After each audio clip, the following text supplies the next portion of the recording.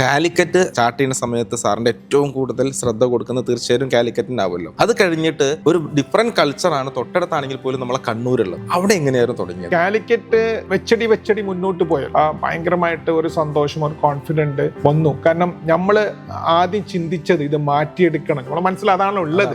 അപ്പം മാറ്റം വരുമ്പോഴുള്ള ഒരു സന്തോഷം. അങ്ങനെയാണെങ്കിൽ എന്തുകൊണ്ട് കണ്ണൂർ തുടങ്ങിക്കൂടാന്നുള്ളൊരു ചിന്ത വരികയും കണ്ണൂർ ഞാൻ അവിടുത്തെ കുറെ ബിസിനസ് ഓണേഴ്സിനെ ബന്ധപ്പെടുകയും ഞാൻ അവരെ വിളിച്ചിട്ട് ഇങ്ങനെ ഫ്രാഞ്ചൈസി എടുക്കൂ, ഇത് നല്ലതാണ് എന്ന് പറഞ്ഞിട്ട് അവര് അതിന് യാതൊരു ഇൻട്രസ്റ്റും കാണിച്ചു. പിന്നെ ഞാൻ മനസ്സിലാക്കി എന്തുകൊണ്ട് ഞാൻ തന്നെ ചെയ്തോടാ. അങ്ങനെയാണ് കണ്ണൂരിലേക്ക് നമ്മൾ കോവിഡിന്റെ കാലഘട്ടത്തിലാണ് പോകുന്നത്. 4 മാസം അവിടെ പൂട്ടിയിരുന്ന ആ സമയത്ത് നമ്മൾ അവിടെ പോകുന്ന സമയത്ത് അവരെ നമ്മൾ ഓൺലൈനിലാണ് കോച്ച് ചെയ്യുന്നത്. അവിടെ നമുക്ക് ആ കോവിഡ് കാലഘട്ടത്തിന് 5-6 ചാപ്റ്റർ നമുക്ക് തുടങ്ങാൻ സാധിച്ചിട്ടുണ്ട്. കാരണം അവർ കണ്ടുകൊണ്ടിരുന്നത് കാലിക്കറ്റാണ്. കാലിക്കറ്റിൽ അറിയപ്പെടുന്ന ബ്രാൻഡായിട്ടുള്ള എല്ലാവരും ഇവിടെ ജോയിൻ ചെയ്തിട്ടുണ്ട്. ഈ കോവിഡ് കാലത്ത് പോലും എല്ലാവരും പൂട്ടി നിന്നിട്ട് എന്ത് ചെയ്യണം, എങ്ങനെ ജീവിക്കണം, നാളെ ജീവിതമുണ്ടോ, ബിസിനസ് ഉണ്ടോ ചിന്തിക്കുന്ന സമയത്ത് ഇവിടെ എല്ലാ ആഴ്ച മീറ്റിംഗ് ഉണ്ടായിട്ടുണ്ട്. പരസ്പരം സഹായിക്കുന്നുണ്ട്.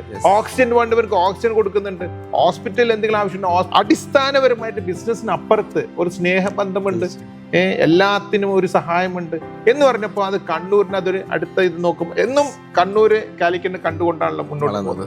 ഇതും കൂടെ BNA കണ്ടുകൊണ്ട് കൂടെ കാലിക്കറ്റിനെ കണ്ട് ഡബിൾ സ്പീഡിലാണ് കണ്ണൂർ വളർന്നത്.